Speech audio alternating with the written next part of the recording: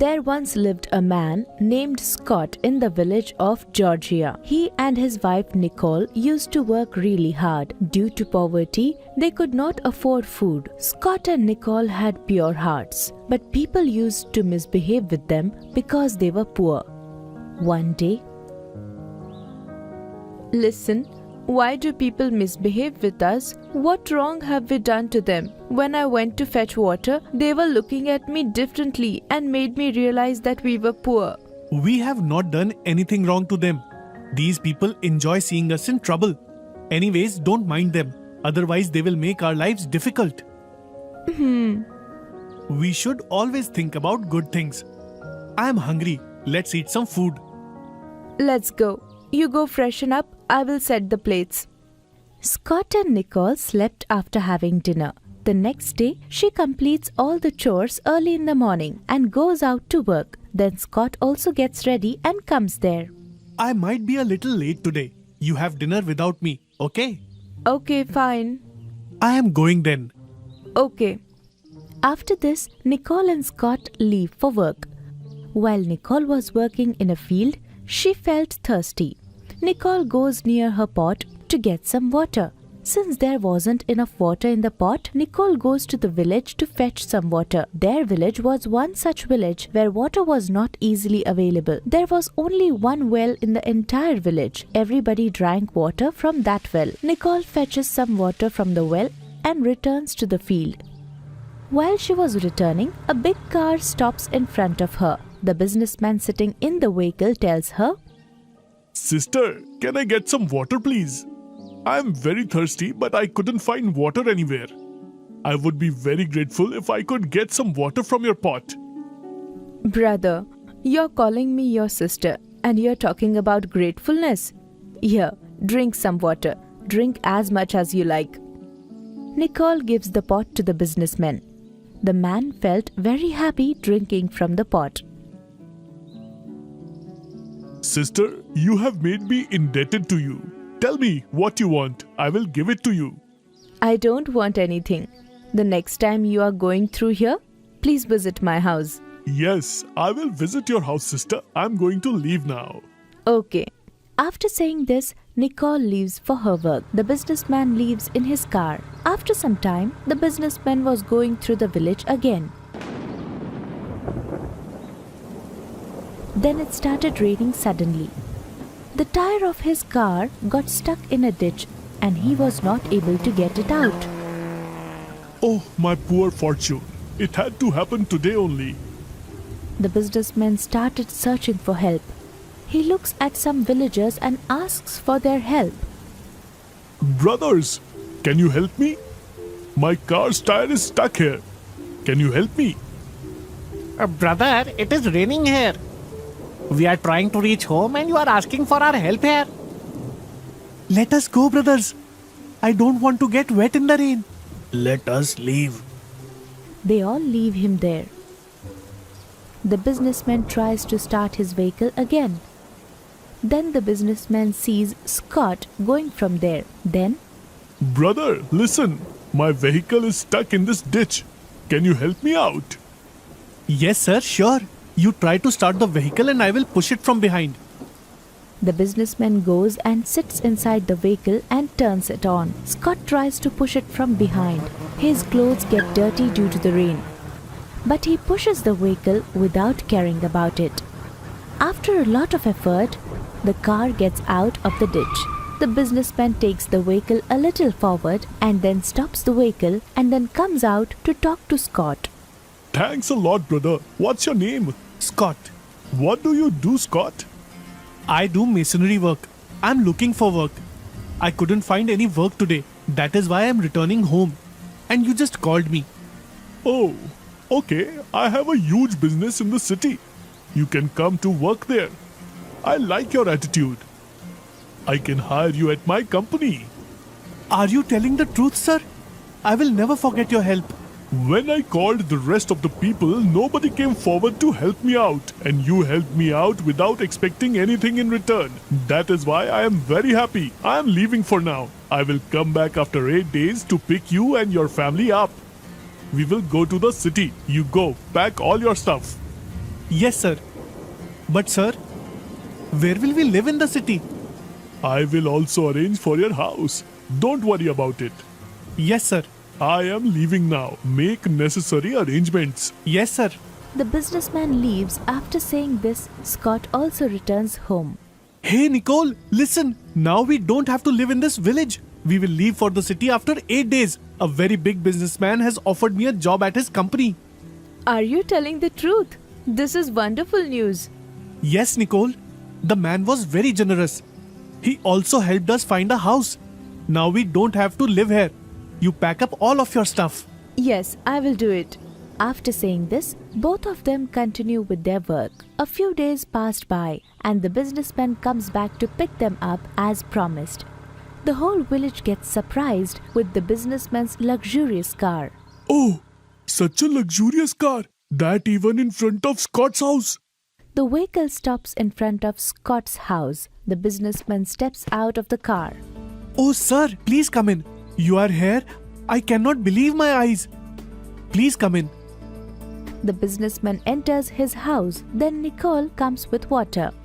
Brother, you're here? Please take a seat. I'm feeling really very fortunate that you're here at my home. You know each other? We have met before. She is my sister. Brother was very thirsty that day, so I gave him some water, and from that day onwards, I am his sister. Oh, this is very surprising. Scott and Nicole leave with the businessman in his car to the town.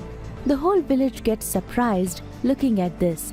They feel embarrassed about their behavior with them. On the other hand, the businessman takes both of them to the town. The businessman made Scott the manager of his company. A few years passed by. Scott worked very hard at his job and gave his family a happy life because of his honest work. The moral of this story is, the fruit of truth and honesty is always sweet. A couple, Robert and Sophia, lived in a village called Salem. Both of them worked in the farm. They worked very hard. They had a son, Sam. Sam was very intelligent and promising. He stood first in studies. He wanted to go abroad for higher studies. Daddy, I want to go abroad for higher studies. Son, but do you know how much money will be needed for that? We don't have so much money, son. Even if you want to, we cannot do anything. Now Robert and Sophia get annoyed a lot. Seeing them annoyed, Sam becomes anxious. He goes out and meets his friend Stephen. Hey, Sam. You look anxious. What happened? Nothing as such, buddy. I want to go abroad for higher studies, but my parents don't have money. I was thinking about what to do now. Hey, you can take loan. This will help you have money and complete your studies. Your idea is great. Let me ask at home. Sam goes home and asks his father and mother. Daddy, I was thinking that I should apply for a loan for my studies and I will repay that amount after getting a job. Sam, your idea is great. But opting for loan means giving back 4 times more amount, which doesn't make me feel good. Son, your father is right. Just think about it. How will you repay the amount? Yes, Mom, I am also thinking that. On one side it's my education and on the other side is the money. Okay, I will take up a job for the time being. I will earn some money and then I will go abroad with the help of that. This is a good idea.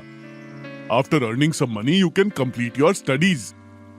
Now Sam passed the exam of post and started his job as a clerk. He drew a handsome salary. He started keeping some money aside. One day there came a marriage proposal for Sam. Robert and Sophia agreed to the proposal without asking Sam. The girl was very beautiful. Mom, I don't want to marry now. I want to study. Son, you can study your whole life. But if the age of marriage passes, it will never come back. After a few days, the ceremony of meeting the girl was fixed. The entire family went to their house for this ritual.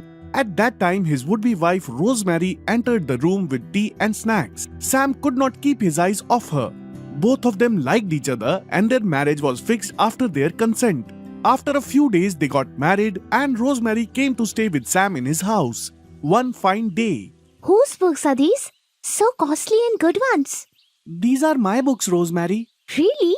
But you are doing a good job right now. Then is this just to read or to appear in some exams? Hearing this, Sam gets sad. Hey, what happened?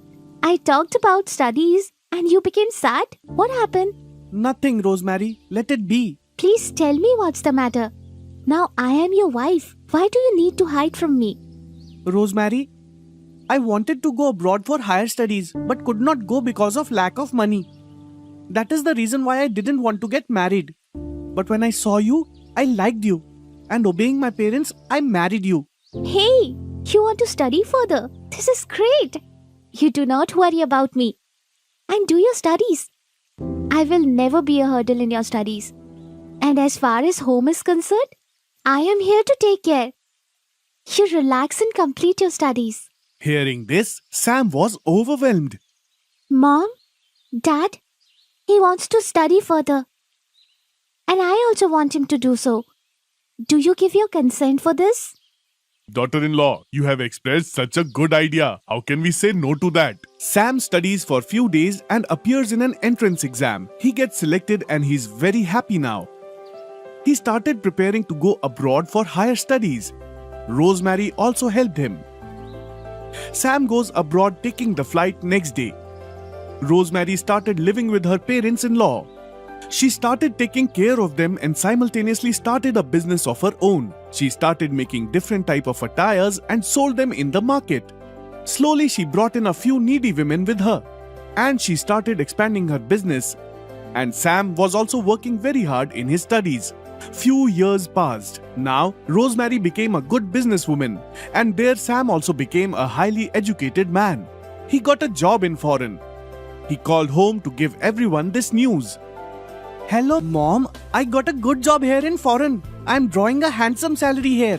Hearing this, Rosemary becomes sad and she starts thinking. Hey, Rosemary, what happened?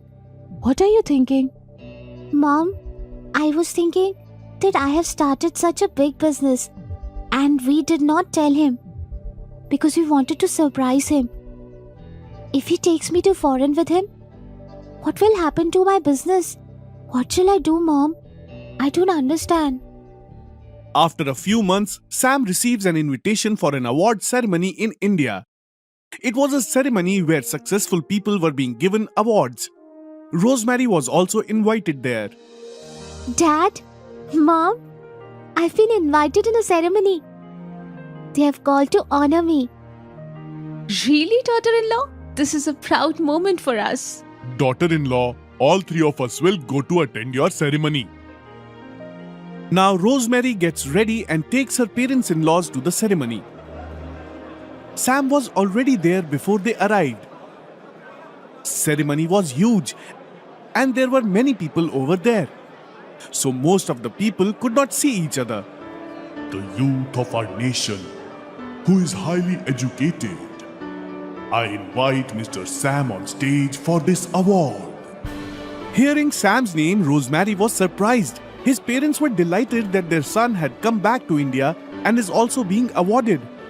Rosemary had tears in her eyes. Everyone welcomed him with applause. Sam was honored with the award. Sam went back and sat in his place. Right then, Rosemary's name was announced. I would like to invite a young woman of this nation who helps people in need and taking these people along. She's a successful businesswoman, Miss Rosemary. Sam is surprised to see his wife. Rosemary enters the stage and accepting the award, she says, I am the most fortunate businesswoman in the world today who received two good news in the same day. One is my award and the other is my husband's award. I owe this to my parents-in-law who has always helped me. Thank you. Saying this, Rosemary steps down off the stage.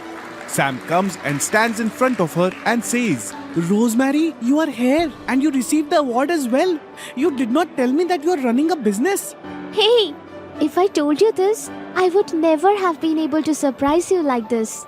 I am very happy for you, Rosemary. I am also very happy for you because you achieved the goal you wish for. Rosemary and Sam go to their parents. They touch their feet and attain blessings. Today, my both children have made me feel proud. I'm very, very happy today. Son, daughter-in-law, keep doing your work successfully and stay happy always. Come, let's go home. Robert and Sophia call a servant and ask him to bring the car.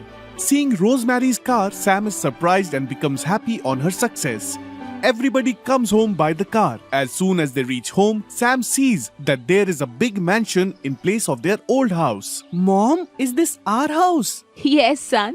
This is our house. Mom, I will not do a job in foreign country. I will come back home. Hearing this, Rosemary and her family became very happy. And so, their family started living happily. Once upon a time, in a village called Greenwich, a greedy landlord lives in. Landlord gives his land for cultivation to the farmers by applying strange conditions. David, who is a poor person, lives in the same village. The landlord gives David his land every year on contract, saying that 50% share is for landlord and 50% share for David. After cultivation, landlord takes good crop and gives bad crop to David. Due to this, David is leading a very difficult time. One day, David's son, named called Peter, returns home in holidays from city. After seeing his father's situation and listening to landlord's antics, Peter decided to do farming from that day. Dad, you don't worry at all. I will take care of cultivation from today. Peter said these words to his father and went to meet landlord. Come, Peter. Where is your father? My father is unwell. From today, I will only take care for all the cultivation chores. So let me know the condition for this year. I made his father fool till now. From today, I will play with him. Okay, then Peter, from today, whatever you harvest, the upper part of the crop belongs to me and the lower part is yours. Okay, landlord. By saying these words, Peter leaves his house. The seeds are planted by Peter, and he takes care of farm very carefully. Crop is very good grown, and after 3 months, landlord visits Peter at farm to take his share. Come, landlord.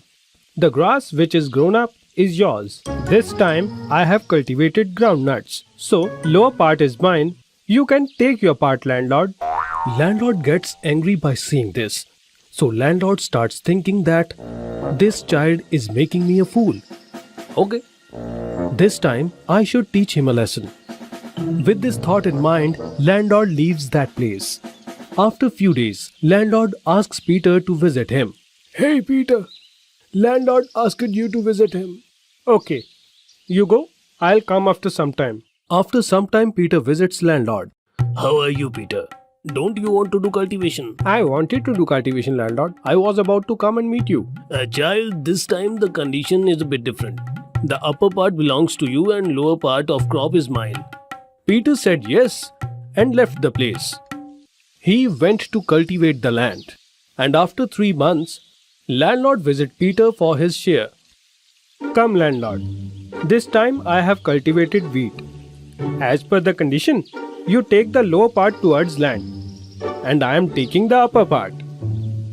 By seeing this, landlord becomes angry and says to Peter, You feel yourself as an intelligent person? Now I will give you my land to you for cultivation, and condition is upper and lower parts are mine. The middle part is yours. Are you okay with the condition? Okay, I agrees with your condition. But this time even I have a condition, landlord. If you will lose this time, you promise me that you will give poor farmers share equally and you behaves good with them. Okay, I agree. After 4 months, landlord visits Peter's land and shocks by seeing sugarcane in the farm. Now, you can take the upper and lower parts of crop as per your condition. Yes, child. Please excuse me. I have realized my mistake. From now, I will not cheat anyone. A man named Michael lived in a village. He had a big dairy shop. He used to provide milk, curd, and other dairy products in his shop. Hey, what is this? Where did so many flies come today? Oh shit. Let me throw this before anyone sees. Michael was a miser. Uncle Michael, please give me 2 kg butter. Sure, son, I will give you right away.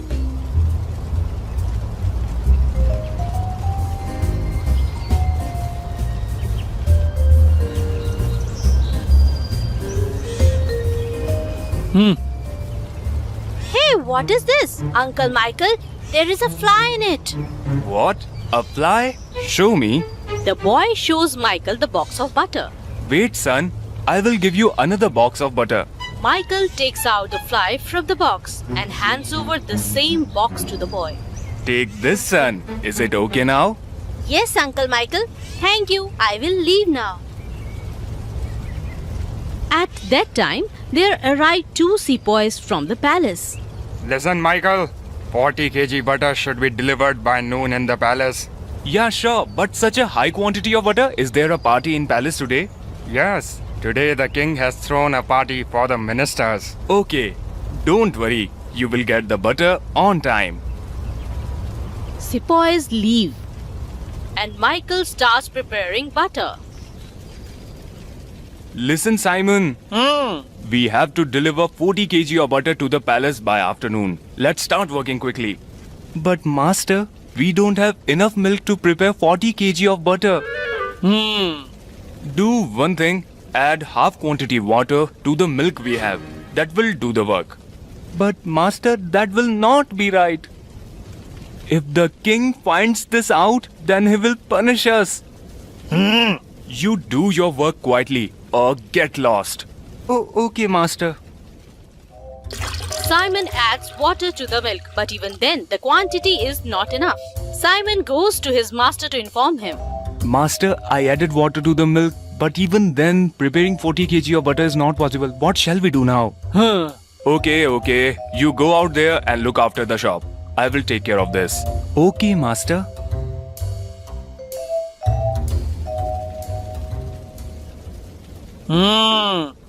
I should add vegetable oil to this. Michael takes the case of vegetable oil and adds the butter, and that fills the case of butter fully. Wow, my work is done. Now I have to deliver this to the palace quickly. Michael takes the case of butter to the palace and returns home after delivering that. All the ministers arrive at the party. The party was wonderful. The king welcomes the ministers wholeheartedly. All the ministers eat a lot of food. After the dinner, ministers meet the king and go back to their homes. The king offers each minister a box of sweet as return gift. Wow, the aroma of the sweets is so good. I will also taste the sweets. The king tasted the sweet happily. The ministers also enjoyed the sweets just like the king. After eating the sweets, the king falls sick. Your Highness, the ministers have also fallen sick like you. What? How's this possible? Seems like something was wrong with the sweets. Go and call the chef. Yes, Your Highness. You fool! What kind of sweet did you make? Everyone has fallen sick after eating your sweets. Your Highness, I prepared it very carefully. I have no idea what happened. Your Highness, I think all this happened because of Michael's butter.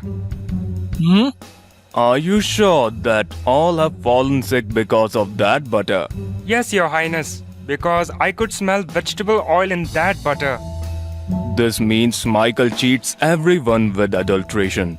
General, send 2 sepoys to Michael's house to keep an eye on him. Yes, Your Highness. Sepoys arrive at Michael's house and sneak up.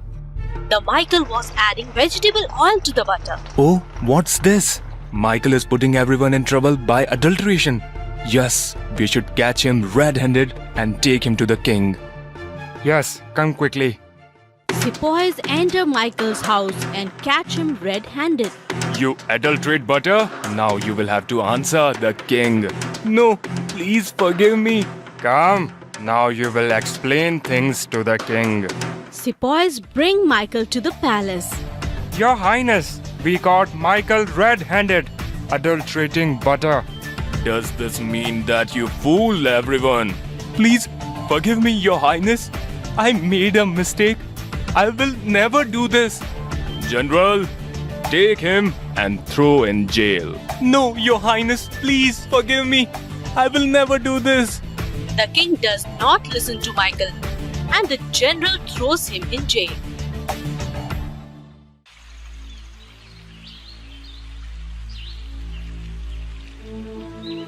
He will never learn.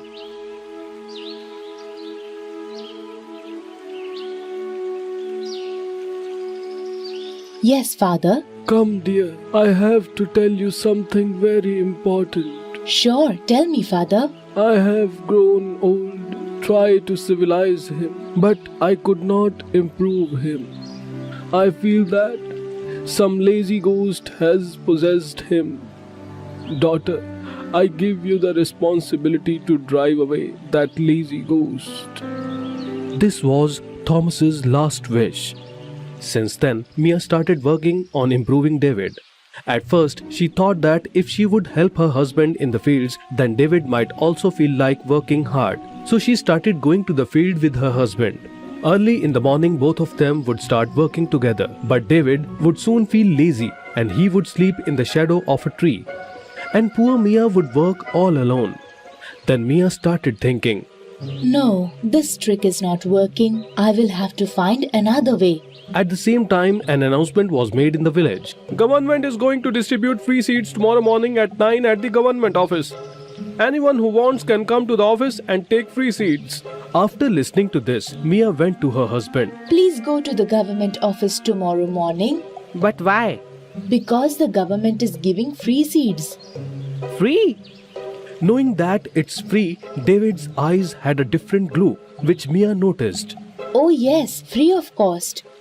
Next day, David was standing first in the queue at the government office. David come home with the seeds. Mia! You brought the seeds? Yes, see. And it's free. Mia started listening to David very carefully and then she got an idea. Next day, Mia came to David. Government has made more announcement. Are they giving free seeds again? No, they will give bulls. What?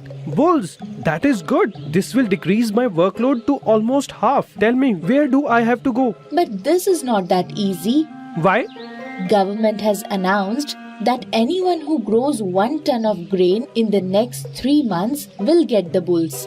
1 ton? What's the big deal?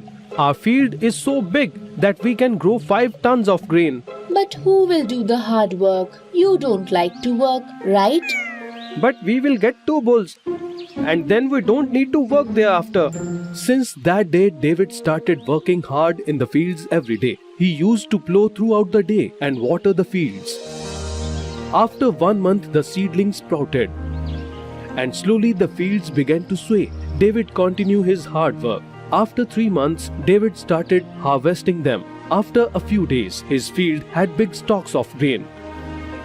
Look, Mia, this must be more than 1 ton, right? Yes, much more. Now tell me, where do I have to go? Nowhere. The buyers will come here themselves. Next day, a merchant came and gave 1 lakh rupees in cash to Mia. Mia was very happy seeing the money. She went to the market straight away and bought 2 bulls and came home with the bulls. Listen, dear. Wow! Such strong bulls, and that too free? Not for free. You have earned them. What? Yes, I lied to you. But because of that, you worked so hard and grew 3 tons of grains. I got 1 lakh rupees for 3 tons of grain. And out of that only, I bought 2 bullocks for 10,000. 1 lakh rupees? Yes, and here is remaining 90,000. David couldn't believe his eyes. He had never seen so much money before. From the next day, David started farming with his bulls. He had turned from a lazy person to a hard-working person because he had understood that by working hard, he can achieve whatever he wants. Did you see, father?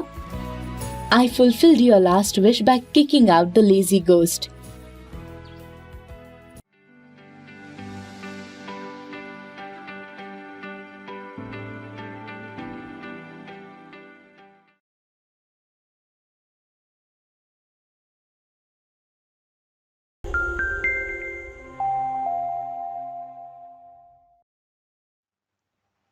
మరిన్ని వివరాల కొరకు మరియు సందేహాల కొరకు మా helpline నంబర్ను సంప్రదించగలరు. ధన్యవాదములు.